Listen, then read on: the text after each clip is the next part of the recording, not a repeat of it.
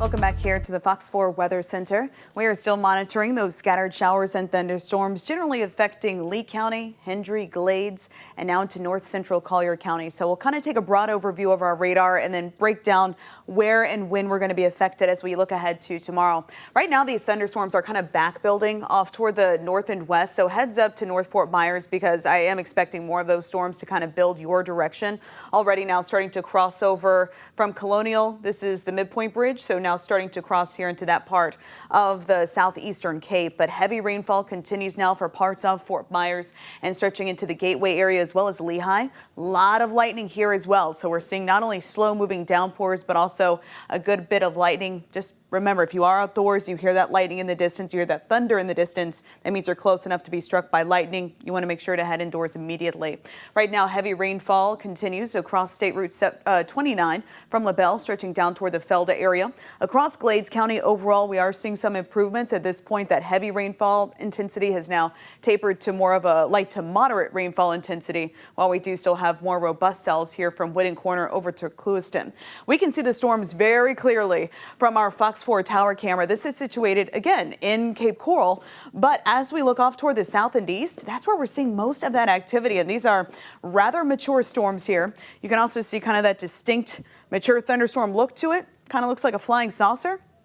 And that's obviously capable of producing some of those bigger concerns, those bigger threats. Gusty, damaging winds generally are our biggest concern when you see that particular kind of formation. So please stay weather aware as we head through the next couple of hours. Now, the good news is that, yes, we're stuck with this stationary front for now, but as we look ahead to the weekend, that's when things are going to start to change. We're expecting it to scoot off toward our south by late Friday. And then with an upper level wave coming in, it's going to help to slide it even farther off toward our south, and that will allow drier air to build in. This is our precipitable water forecast. So basically we'll go from a very moist atmosphere to much drier air building in behind. Typically we don't have cold fronts clear Florida this time of year, but based upon the latest data, it does look like that could happen. That's going to help to drop back our rain chances heading into the weekend and even improve our humidity a touch. But between now and then, we're going to be stuck with these scattered downpours. Isolated showers and storms are expected here at 10 o'clock, and that's how we'll kick off tomorrow morning. Best chance for that isolated rain, generally affecting parts of southern Collier County.